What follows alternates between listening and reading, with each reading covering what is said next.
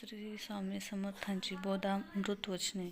मनुष्यात जन्मा वाचून दुसरे मोक्षाला जाण्यास साधन नाही. देहाचा अभिमान समूळ नाहीसा व्हावा. पदार्थाविषयीचे लक्ष सुटावे. जसे ओकून टाकलेले अन्न कोणी परत बक्षत नाही. देहाचे इंद्रियाचे विकार शिवले नाही पाहिजेत. तो निर्विकार जो आत्मा होय. कोणी कोणाचा गुरु नाही आणि कोणी कोणाचा शिष्य नसतो. शरीरात काम करण्याची इच्छा आहे तोपर्यंत आत्मसुधान राहील. गर्वाने करावे सतत आणि तेच परिणामी भोगावे रडत रडत. द्यावे तसे घ्याल हा सिद्धांत लोकांचा अनुभव आहे ते अगदी खरे आहे.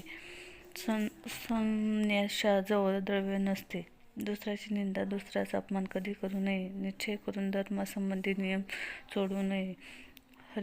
हरिगुरु भक्तीमध्ये नेहमी तल्लीन असावे. सगळ्या दुर्वासनांचा नाश झाल्याने मनावर विजय मिळतो. संसार प्रपंचाची प्रायश्चित्त तेच वैराग्य होय. समर्थांना निंदा करणारे, वंदन करणारे असमसमान